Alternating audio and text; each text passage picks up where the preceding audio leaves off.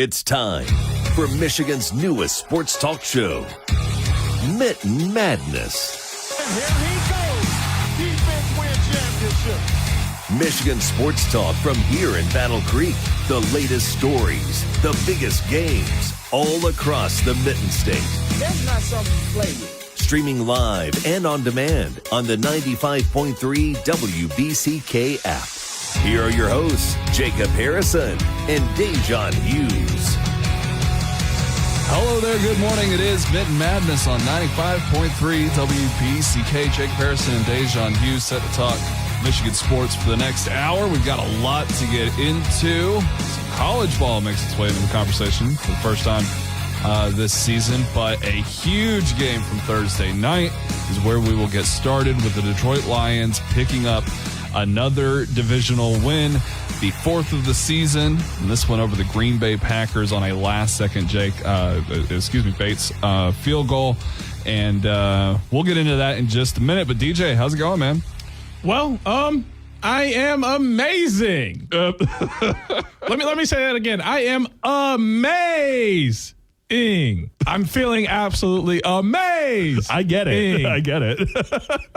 Because Michigan has me through the roof right now on multiple standpoints.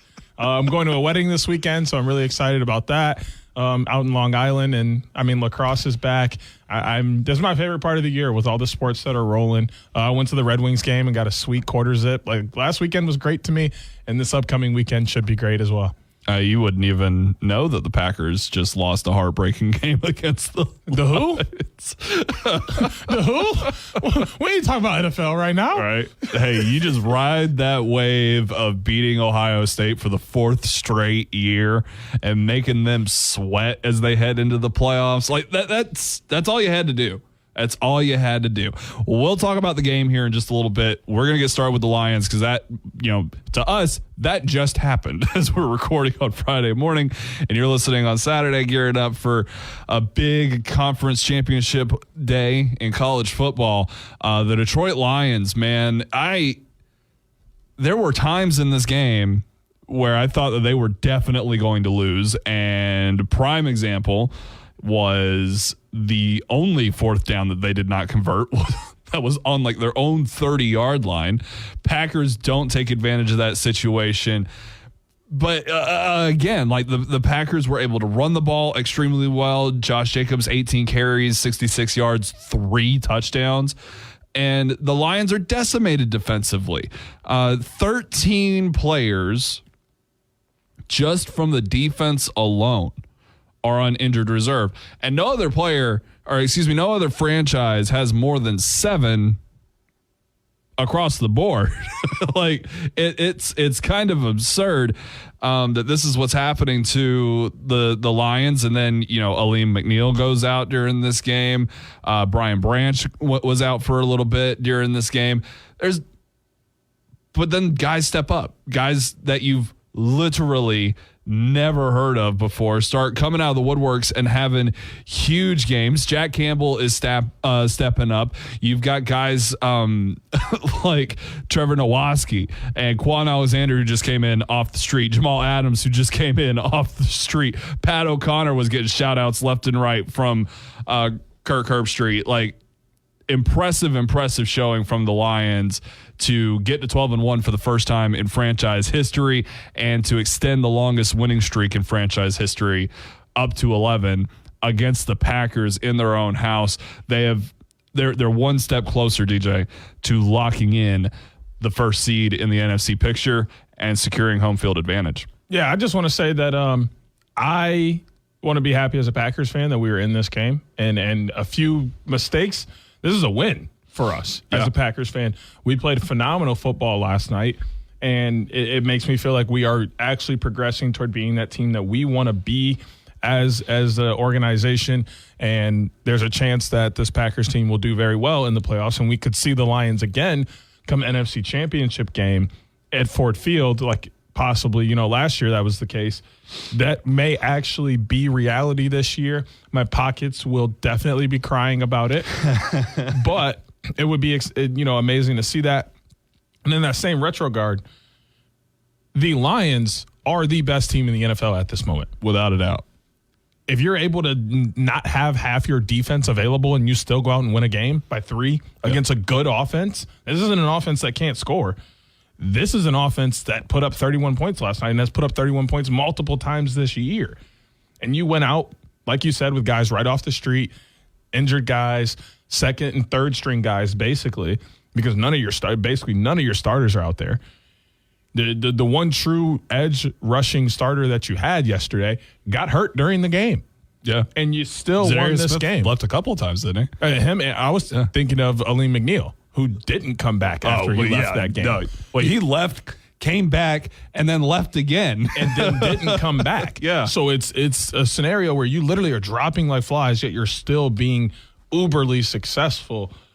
Lions fans have nothing to worry about, in my opinion. No. I think you're going to get healthier over the next couple of weeks as long as you can stay healthy heading into the playoffs. Everything has to go through Ford Field, and that is a scary place to play football right now. I contend strongly that last year, if they don't have to go to San Francisco, they're probably headed to the Super Bowl. This year, if all of their playoff games are at Ford Field, the NFC is screwed. You are not coming through Detroit, man. It's not happening. And this team is special, but it's because of the guys who aren't a part of that core of Goff, Montgomery, Gibbs, St. Brown, Penei Sewell, Laporta, all the star players. They have guys like Tim Patrick, who hasn't been productive in the NFL for over 2 years because of injury. He comes in, gets a game ball because he caught 6 passes for 43 yards and 2 touchdowns on a down night for Amon-Ra St. Brown. That's the kind of stuff you need. And then, of course, like all the guys we mentioned defensively who stepped up in this, it's a very promising sign for Lions fans that this team is as beat up as they are, and they can look that good on a Thursday night. I understand, like the Packers and the Lions both had a full week, but that is wildly, wildly impressive, and it's something that they've got to carry with them moving forward because it really doesn't get much better than that, than to get that kind of win over a division rival and set yourself up well in the college football. Sorry, I switched to the NFL playoffs. Back to college football, though, because that's where I was heading on the computer screen. Start with the guys in Lansing. Oh, you want to start with the guys in Lansing? Okay. Yeah. You're going to start that off while I look for the game sheet. I don't have a ton to talk about here. You had an opportunity at the end of this year to play a more favorable schedule for you. Rutgers is a very good football team. Not saying they're not. They went out and they have been playing well all year, but Michigan State was in a position to win that game and have themselves in one of the lower end bowl games, being 6-6, and they went out and squandered it. And they didn't just lose by a touchdown. They went out and squandered this game. Yeah. If you are a State fan, you got to be upset at what the Spartans did toward the tail end of the year, allowing you guys to fall out of, contention and for a bowl game. You guys easily could have been bowl eligible. You let it slip right through your fingers, but I do still think they had a pretty solid season for first year with all the turnover, the new coaching and everything. Michigan State's headed in the right direction. You still have some more work to do. Well, and keep in mind, Jonathan Smith gets one more year, one more summer with Aiden Childs, who had, he was very up and down. The entire team, though, was up and down because this is a team that had 40 some odd new players on the roster. This is a team that knew it was in for a rigorous season, and they stood up to most challenges rather well. I think they only had 2 losses like this all year. Last year, that was not the case. Last year, they were getting rolled up almost every single week. But yeah, I agree that result against Rutgers is only surprising in the deficit. Rutgers is a little bit better than a lot of people give them credit for, just because they're a average Big Ten team, which is still really, really good. Rutgers is kind of getting into the Arkansas of the SEC territory, which is not a bad place to be honest with you. Both teams, though, just looking for some consistency. All right, we're not going to talk about the game in 2 minutes. So you want to just take an early break, and then we'll come back with a little bit extra time to talk about Michigan and Ohio State. We'll do that next here on Mitten Madness 95.3.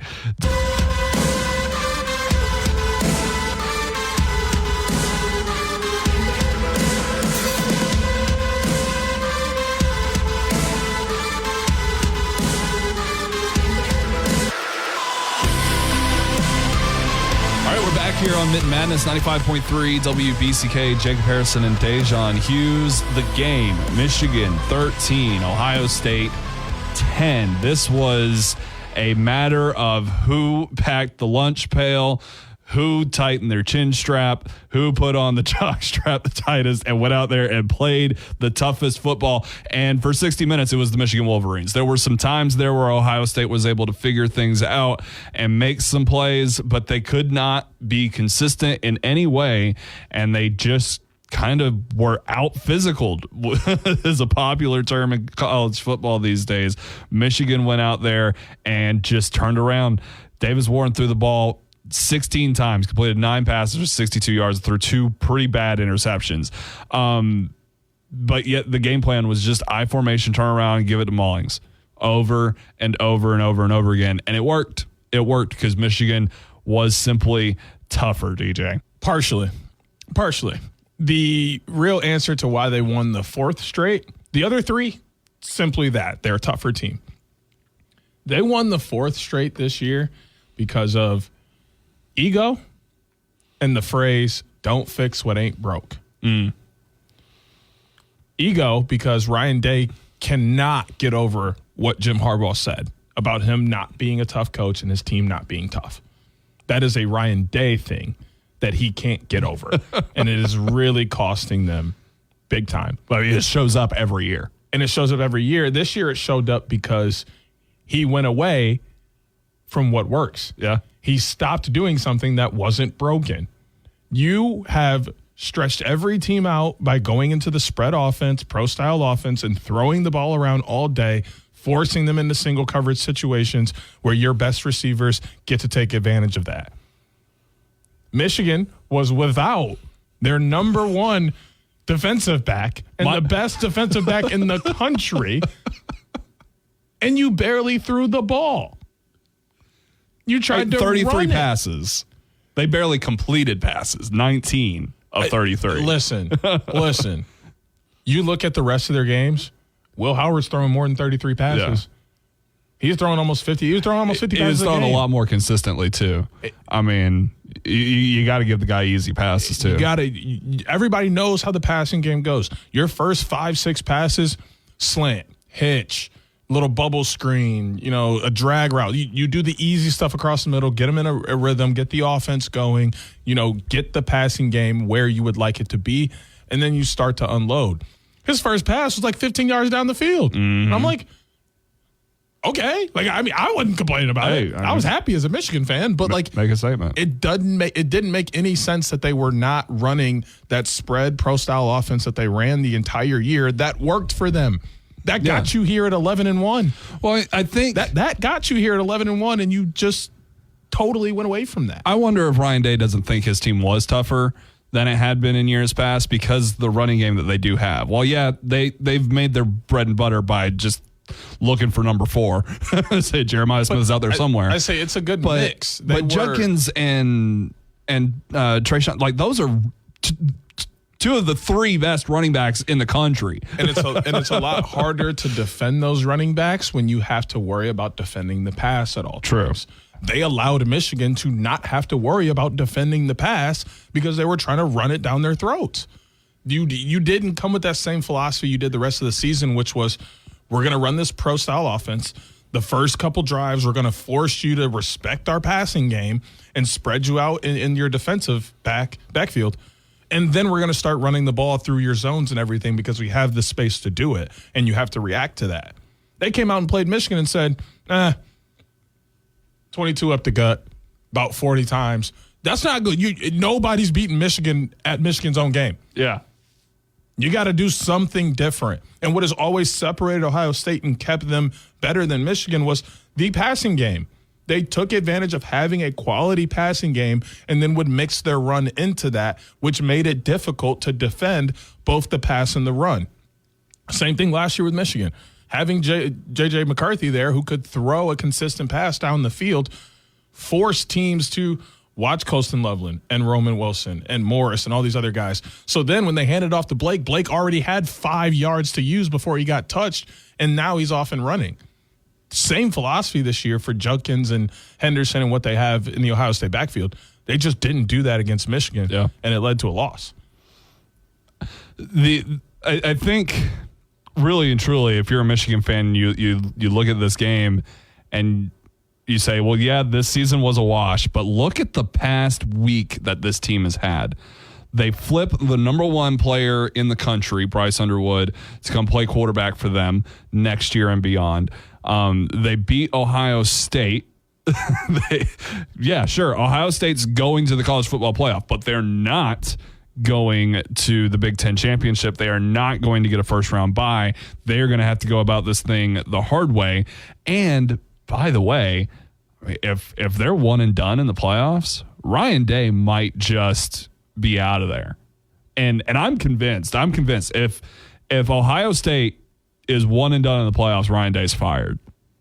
Because it's too clear. Like you mentioned, it's the past 3 years, maybe more so than this year, but the Bucs are not tough enough to beat Michigan. And it's bizarro world because Michigan this year just was talent depleted, and they lost 5 games because of it. And these Buckeyes are insanely talented, and yet here they are 10-2 and heading to the playoffs, but not with a lot of positivity. I mean, do you, as a Michigan fan, do you kind of retroactively hope that Ohio State does well enough in the playoffs for Ryan Day to preserve his job? Or is it just, man, screw him, whatever makes it worse for them? It's a very weird situation because I do think that we have a one-up on Ryan Day, and that as long as he's there, Ohio State will have a very tough time beating Michigan. Yeah. But do I want them to be successful? No. Well, I didn't say them go win the Natty or even go to the Natty. But I don't think he stays unless they win a Natty. Like, right. So it's like, do I want them to be successful so we can continue beating them? Or like I never want Ohio State. I am a Big Ten guy through and through. I know. I'm a Big Ten guy because that's the country I grew up in. I've watched all these teams. I understand their philosophies and everything. Those people, since I can't say the other word I'd like to say, are the only ones that have never received any type of cheer from me whatsoever. I don't care if they're playing Bama, Notre Dame, Michigan State. It does not matter. They do not get a cheer. But I would cheer for Bama to beat Notre Dame in a national championship. Please. I'd cheer for Michigan State to go beat anybody else on the planet as long as they're not beating Michigan. Ohio State gets no crumbs from me. So, no, I don't want them to be successful, but I do want Ryan Day to still be standing across Sharon Moore next year at the Big House when this game happens again in the middle of the season, which I'll get into at a later time. Right. Well, you know me, I'm not rooting for other SEC teams unless it creates chaos. Speaking of which, South Carolina, Clemson last week. Little preview for picks that we've got coming up. Those conference championship games, we are going to pick them. If we have time, we can go ahead and start talking Michigan and Michigan State basketball because things are heating up there. The Spartans are 7-2. The Wolverines are 7-1. DJ, I'm going to give the floor to you. You have watched way more college basketball than I have to this point in the season. What's standing out to you about both these teams? As far as Michigan State, they have been absolutely fantastic so far this year. And the big thing is that they're still scheduling and playing the top competition in the country and being successful at doing so. They have 2 losses this year, but they're 2 quad 1 losses, which are going to be huge. When you can go out and play the best competition in the country and be close or win those games, it pays dividends later in the year when you're into Big Ten conference play, you're in that Big Ten tournament, or you're even in the national tournament. So I'm really excited to see that Michigan State still has Tom Izzo, and he's still recruiting the best talent in the country to keep them at an up and up as they're 8-1 or 7-2 on the year so far. Michigan, on the other hand, Dusty May has completely revitalized my faith in the Michigan basketball team and their organization. They're 7-1 on the year at the moment. They have 2 ranked wins. A 25-point win over number 22 Xavier while you're unranked is huge. And then you go out on the road and beat number 11 Wisconsin by 3, and you got 2 7-footers running the pick and roll while you're still bringing in talent around them. And the ball handler literally looks like one of the best guards I've ever seen as a 7-footer. It's insane how good his ball handling skills are. But truly, these are just 2 teams that have done the work in the offseason and are looking to be competitive throughout the entire country, and they're off to a great start. Yeah, it's exciting times in college basketball. We were talking in the office just about Big Ten basketball in general. It's exciting. These big games, these big wins for both Michigan and Michigan State, who kind of started on the outside looking in, having to prove after last year's struggles that they can get back to the top of the conference. And it's exciting to see what they're doing and how they're doing it with these big wins and cutting it close in the big time losses that can still help them at the end of the season, like you're saying. But we'll stop right there. And when we come back, it's time to check in on what's going on with the Red Wings. No, things are going not quite as well as we would hope there. And the Pistons, where everything is all about perspective. That next on Mitten Madness, 95.3 WBCK. Detroit sports fans, Wolverines and Spartans alike. This is your sports show, Mitten Madness, with Jacob Harrison and Da'Jzon Hughes on 95.3 WBCK.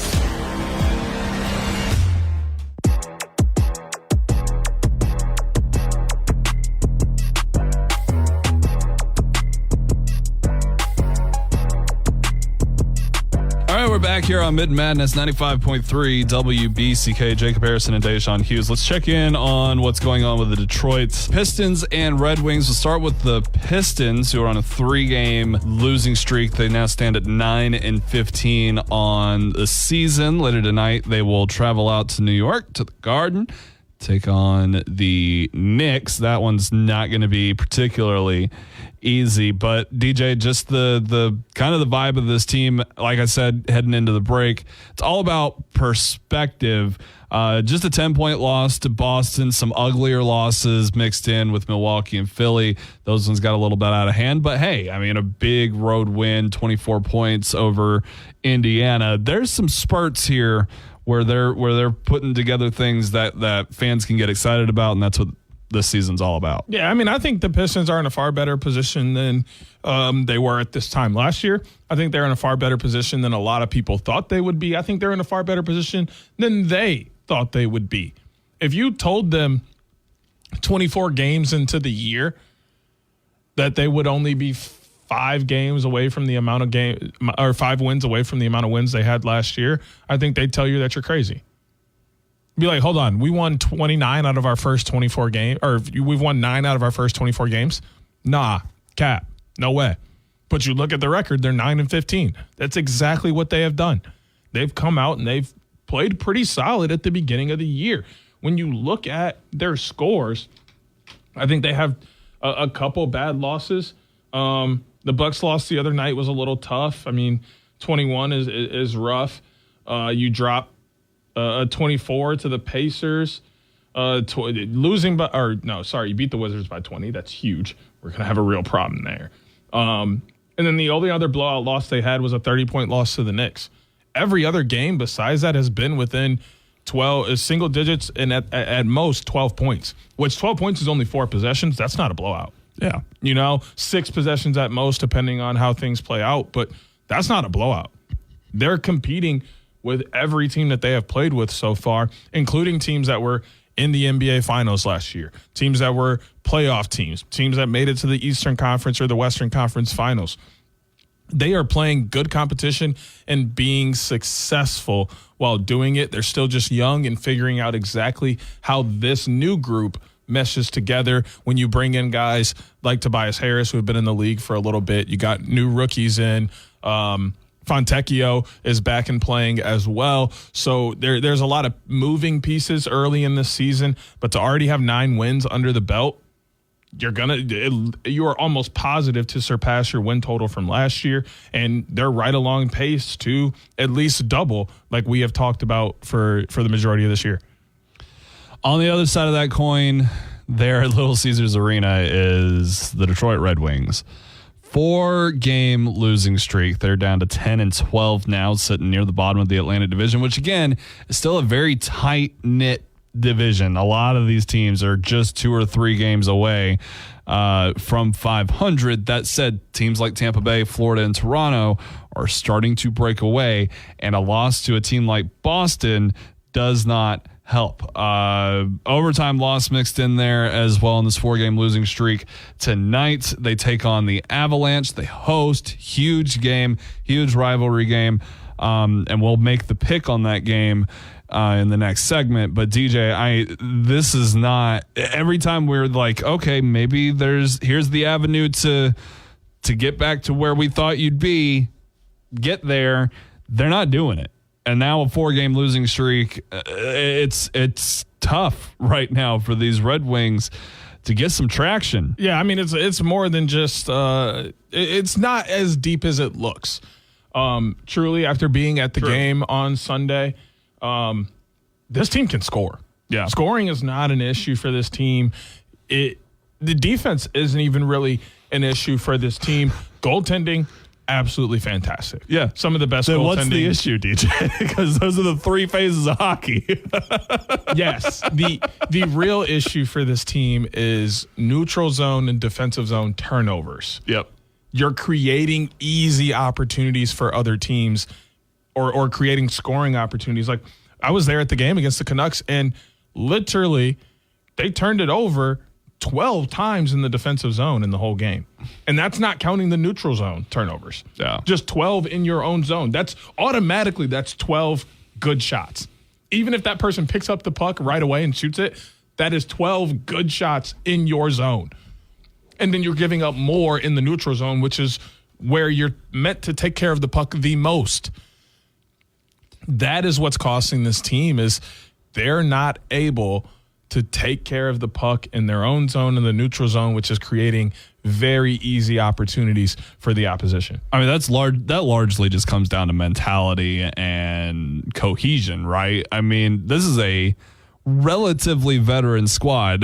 But not to imply that they've been, at war with one another for 5 years or anything like that. It's still a stitched together roster in many ways, but I mean, you've got veteran presence out there. You've got leaders. You've got guys who know what they're doing, and these same guys last year were not having these same kind of issues. And in fact, you've improved on some of those issues. Scoring was not a problem last year, but preventing the other team from scoring was a little bit more of an issue, and consistency was an issue. But I don't know. It's frustrating. It's still very early in the season, for sure. There's time to work out the kinks. I mean, you're gonna be dealing with national stuff very soon. Then before we know it, it's All-Star break time and whatnot. But I mean, the Red Wings got to get this thing figured out. You do not want to. You don't want to lose a game to Boston and to Ottawa, and now you're sitting below 500 and they're climbing, and now you've got to go face your rival and in Colorado, and you're hosting them, and there's so much animosity in this game, and a lot of things just go sideways. You just don't want to find yourself in a trap, in a spiral, in a way, that it's a hole that you can't dig yourself out of. And that's where my concern lies with the Detroit Red Wings. All right, well, we'll take a break there, and we'll come back, and we're going to pick all of these conference games, conference championship games in college football, and more here on Mitten Madness. 95.3 WBCK. 95.3 WBCK.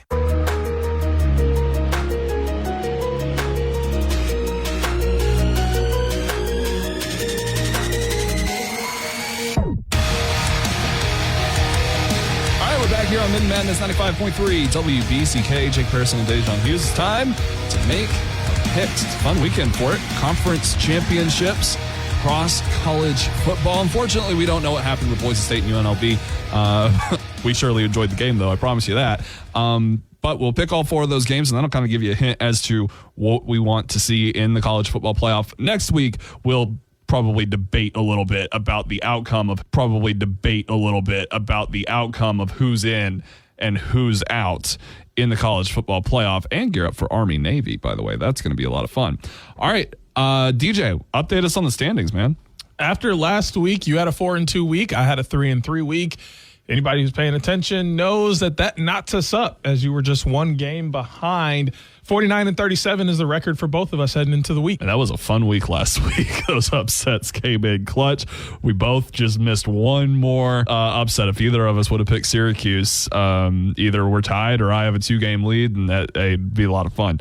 But we're gearing up and we're getting at it here. Let's start in the NFL. The Los Angeles Chargers and the Kansas City Chiefs in an AFC West matchup. The Chiefs, DJ, they're 11-1, but a lot of folks think that they're a bunch of frauds, and these Chargers are catching some momentum. Jim Harbaugh's got Justin Herbert playing extremely well, and they're surging a little bit here in recent weeks. Big win over Atlanta, tight loss to Baltimore, big wins over Cincy, Tennessee, and Cleveland. Those are not fantastic teams by any means, but does garner some momentum. Kansas City hasn't exactly had the toughest schedule in the world either. The Chiefs, they opened as 3.5-point favorites. They're now 4-point favorites and to have a 60.9 chance to win at home. DJ, who you got, the Chargers or the Chiefs? I hate that I'm saying this right now. I really do. The Chargers have been great. They've been a phenomenal football team so far this year. Justin Herbert looks to be like he's on the outside of that MVP conversation, really knocking on the door. But Ladd McConkey, questionable. No clue if he's going to play or not. J.K. Dobbins is on the IR and will not be playing. Scheduled tweet. So this one's tough for me. But the deciding factor is the NFL continues to cheat for the Chiefs. So I'm just going to err on the side of caution here and take the Kansas City Chiefs to beat the Chargers at home. Man went full conspiracy. All right, the Chargers have lost their last 6 games against the Chiefs on Sunday night road trips to Arrowhead. I think they break the streak. I really do. I think Justin Herbert is playing at an elite level. His numbers aren't mind-blowing like Josh Allen's and Jared Goff's and Lamar Jackson's, but he is playing some of the best football of his career. I understand J.K. Dobbins is out. Ladd McConkey's not the end of the world. I like what the Chargers have been doing recently, and I have not enjoyed what the Chiefs have been doing recently. It'll be tight. It'll be close. Chiefs can win the game, but I think the Chargers will. That takes us to the gridiron again. This time we're going to the college game, one of the most important weeks of the season. Conference championship week is here. There's a ton of games loaded up in front of us, and I will start with one that has some implications, but maybe the fewest. The Big 12 championship presented by Dr. Pepper. This game is going to be played at AT&T Stadium down in Texas. Iowa State 16th in the country, 10-2. Arizona State 15th in the country, 10-2. They're giving Iowa State a 55% chance to win this game. Do Mr. Beck and the Cyclones have enough to take down Skatebo and this electric Arizona State offense? Yeah, I know folks like some Scatabo or Skatebo or however you pronounce it. I watched Arizona State put the bang thing on Arizona last week, and that kid looked really, really good. Here's the problem, though. Iowa State may be the boring, because Campbell, the way he runs this program, they've just been right there at the upper echelon. Dude, they're more built for this moment. Like, we're talking about the team that really kind of gave Oklahoma the most fits in their last few years in the Big 12. Iowa State is what gave you talents like Brandon Ayuk in Arizona State, like the quarterback at San Francisco, Brock Purdy. Iowa State's got some specialness to it, and I think Campbell is, Matt Campbell, the way he coaches his team, is more prepared for the situation. I am going to go with the Cyclones to win this thing and head to the CFP. Well, there's our first flip game of the week. This is the one. Ain't no way I'm going against Arizona State and Scatterbo. And that man run the football. That man run the football. Like he angry. Like Hey, he's fun to watch. I know he's not the best running back in college football today due to the craziness that we have going on in the state of Idaho. Yeah. He's a close second with the way he runs the ball. But the other thing for me here is Arizona State has been on a roll recently.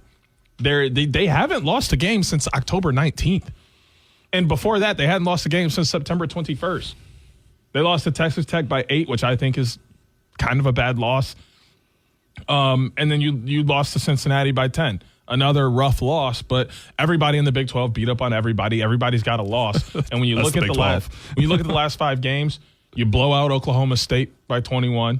You win a very tough game against UCF, which many people don't realize how close UCF was to being in the mix of the craziness that was the Big 12. You knock off Kansas State by 10 in a ranked matchup. You turn around, you knock off previously undefeated or one loss by BYU by a few points to keep yourself alive, and then you go out and absolutely throttle your rival in Arizona 49-7. Yeah, I'm trusting you to win a 6th game in a row after you won your last 5 like that. Give me the Sun Devils. And people like me thought Arizona might win the Big 12. And people like me were wrong. That said, Iowa State's lost 1 point loss to Texas Tech, 9-point loss to Kansas, and Kansas did some dirty work at the end of the season. Let me tell you, they were better at the end of the season than they were at the start. They both lost to Texas Tech. Right? Tech's got to be feeling a certain kind of way, right? Let's head out to the ACC, but keep it in Big 12 country. The SMU Mustangs, damn, those ponies have taken over the ACC in their first year, 11-1. They will take on the Clemson Tigers at Bank of America Stadium in Charlotte, North Carolina. And I think this is going to be a really, really fun game. Clemson, man, they did all they could against South Carolina. The Cox just came from behind and made it work. But SMU has been one of my favorite teams to watch all year. I know that they don't have that standout top 25 victory, but they have been so impressive all year long, and I think they get it here, DJ. What say you? The Clemson Tigers, the 2-point favorites who are now down to 2.5-point dogs. Who you got? I see a pretty impressive resume in front of me for SMU. Their one loss this year is a 3-point loss to BYU. They do have a win over ranked 22 Louisville, 34-27 earlier in the year on October 5th. They also took down number 18 Pittsburgh, who had been rolling at the time, by 23 points in early November. You beat Stanford by 30. You beat Duke in overtime. You throttled Florida State 42-16. Like, this is a team that can put points on the board and win. You beat a tough Mountain West opponent in Nevada 29-24 to open up the year. That right there, I think, was the point to them where they were like, okay, we can kind of do a little thing. And you win 59-7 the next week. You lose by 3 to BYU, and then you don't lose again. They definitely have a shot to take down Clemson, and I think they will. I think that their offense is simply just too high-powered for Clemson, coming off of a tough loss to South Carolina, who also had a really good offense. The defense has been the true question mark for Clemson this year, and SMU is going to test that. I think SMU comes out on top. Yeah, if you liked what South Carolina was able to do against Clemson, just keep in mind, South Carolina struggled for like 90% of that game. They really did. Clemson's defense answered the challenge, and then South Carolina was too much for them. SMU's offense is considerably a more problematic thing for Clemson to handle.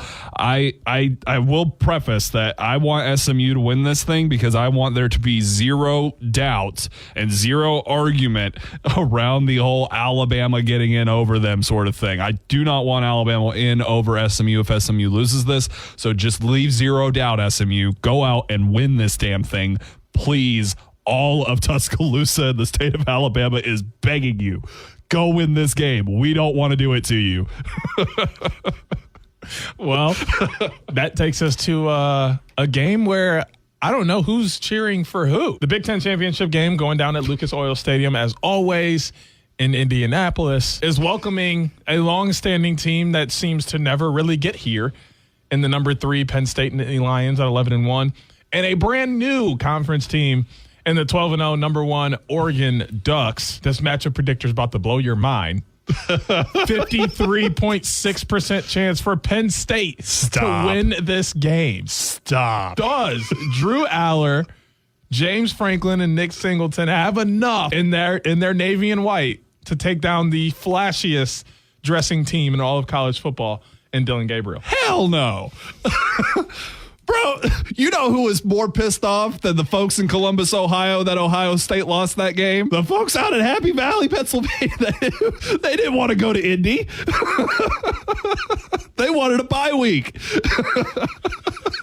They were already in the playoffs. They could lose this game badly enough and not go because they don't have much of a resume.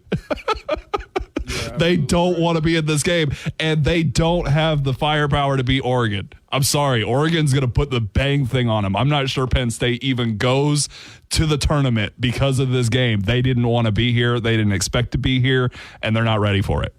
I'll keep this one short and sweet for me. You know how it gets with teams that haven't given me a reason to pick against them? I can't. Oregon has given me zero reason to pick against them since their first. Now, beginning of the year, we really questioned it when, the Idaho game was close. The Boise State game was close. After that, they really started to separate themselves from competition. They've been handling business. Their closest game since then was the Ohio State game where they won by 1, and then they beat Wisconsin by 3. Other than that, they have absolutely throttled everyone else. I expect things to continue being well for them, and they'll win the Big Ten championship. Penn State should just load up on potatoes. I think that'll give them the edge they need. All right, SEC championship time. Texas is in it. 11-1. Bevo's not. Bevo's banned from Mercedes-Benz Stadium. So even if Texas runs the gauntlet, goes to the national championship, Bevo can't come along. Uga's not banned. Georgia gets to bring their little bulldog every single year, and they're used to being here. The 10-2 Georgia Bulldogs have faltered a few times and looked bad doing it. The loss to Ole Miss was bad. The loss to Alabama, while they got it close again, was bad. 8 overtimes to beat Georgia Tech. UMass put up 21 points. The Tennessee game was tough.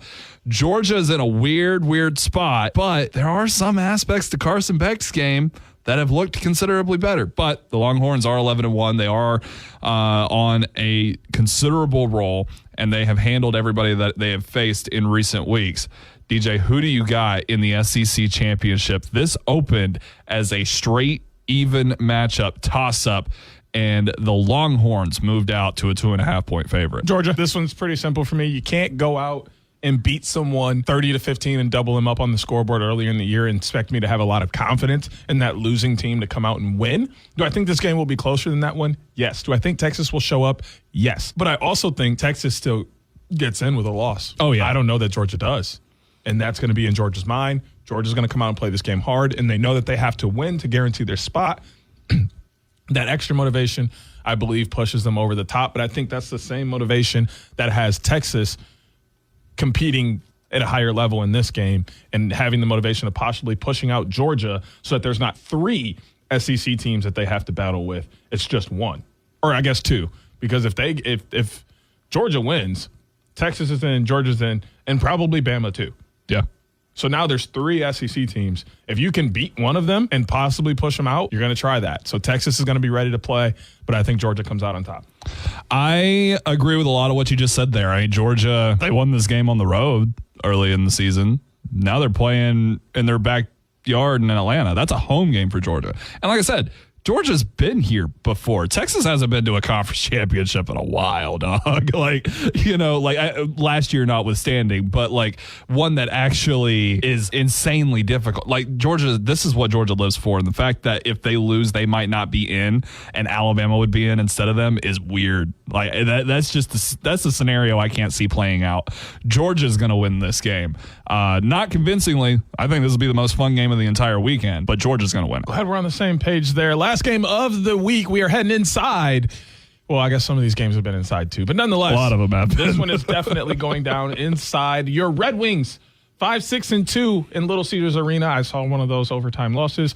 10-12-4 on the year are welcoming in a bitter rival that we remember from the 90s all too well. The Colorado Avalanche, who are 14-13-0, 7-6-0 on the road. I think the Red Wings have a great chance here, being a home game. But do you think they'll be able to stop Mikko Rantanen and Nathan McKinnon from lighting the lamp and put enough goals in the back of the net? Or do the Avs come in and spoil? I'm not going to be a homer here. A 5-game losing streak sounds kind of ridiculous, but a lot of times when I go the route of there's no way they're going to lose that many games in a row, I'm usually wrong. So you know what? I hate to say it. I don't want to say it. I would love to flip over to this game and see the Red Wings pull it off. I just don't have a lot of confidence to do that. I'm going to go with Colorado. Wow. Not surprised. I'm not surprised. That's quality. I'm doing a little bit of quick math here. Yeah, their goalies are averaging 3.41 goals a game given up combined. There's one goalie on this team that is above a 3, and the other two are far significantly below a 3. I said what the problem is. I don't think they have as many neutral zone and defensive zone turnovers in this game. Give me the Red Wings. They're going to win this game, which means we're mixing it up a little bit. Quite a bit. We're both going to take SMU. We are both going to take the Chiefs in Georgia, along with Oregon. You've got Iowa State. I've got Arizona State. I've got the Red Wings. You've got the Avs. It's time for another weekend. Did you say we both had the Chiefs? I have the Chargers. Okay. All right. All squared away. All right. That Chargers-Chiefs game, by the way, it's on BCK tonight, or tomorrow night. Pregame will get started around 7:30-ish. We also have that SEC championship game between Georgia and Texas. That's on WBCK later today. So be sure to tune in to that pregame. Let me get over to the schedule properly. Pregame for that will start at 3. So SEC championship later today, and then Sunday night on WBCK tomorrow night with the Chargers and the Chiefs. We'll have more games coming up next week as well, but we'll join you next week once we know what the college football playoff field is, and we're going to have plenty to argue about simply because Alabama's going to be in. Sorry, DJ. It's the way it is. Until then, y'all take it easy. We'll see you later. Join Jacob Harrison and Da'Jzon Hughes every Saturday morning at 10 a.m. for Mitten Madness on 95.3 WBCK. Miss the show or want to run it back? Stream Mitten Madness on demand on the WBCK app. Sponsored by airwaycashforjunkcars.com.